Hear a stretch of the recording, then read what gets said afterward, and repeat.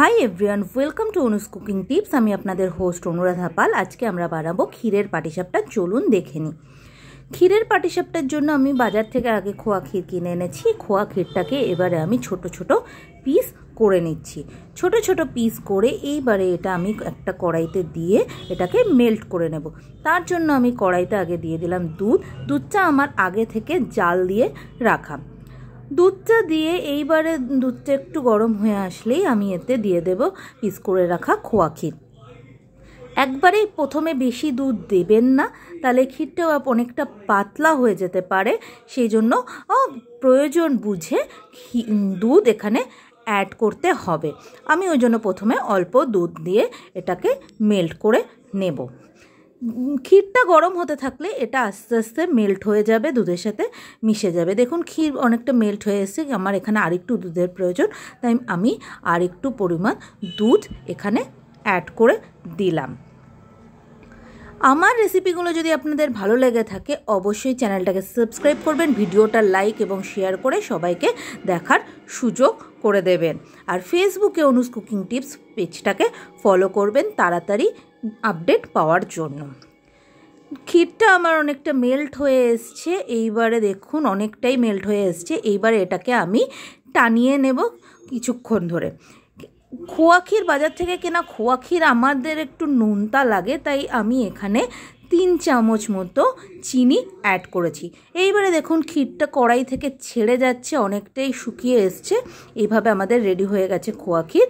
এইবারে এটাকে নামিয়ে একটা পাত্রে ঠান্ডা হতে দিতে হবে। এইবারে চলুন পাটিসাপটার প্রসিডিওরটা শুরু করি। পাটিসাপটার গোলাটা বানানোর জন্য আমি একটা পাত্রে পরিমাণ মতো দুধ নিয়ে নিলাম।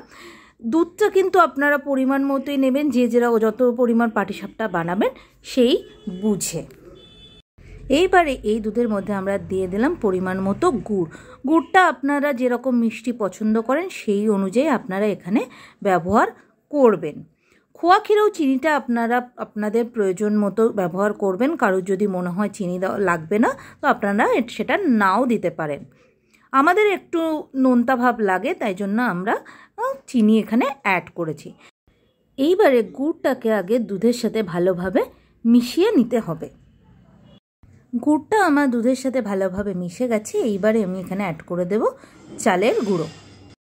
আমি প্রথমে এখানে 2 কাপ চালের গুঁড়ো অ্যাড করলাম। চালের গুঁড়ো আর দুধ এটা আপনারা প্রয়োজন মতোই দেবেন, যত পরিমাণ পিঠে আপনারা বানাতে চান।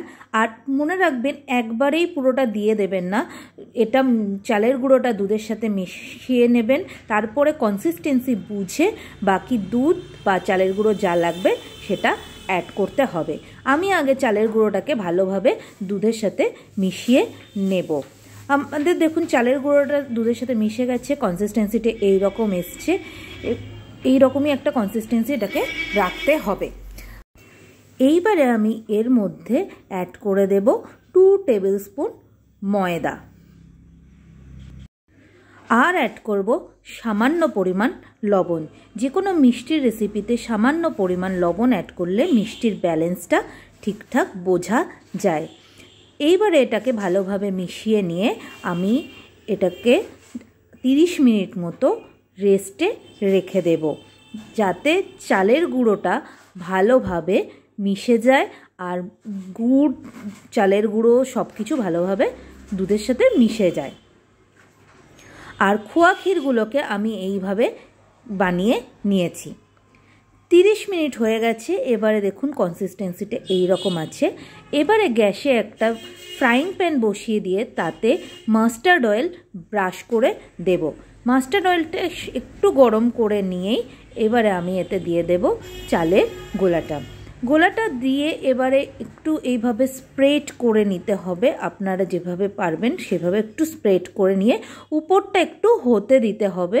দেখুন দেখলেই বোঝা যাচ্ছে যে উপরটা হয়ে এসছে।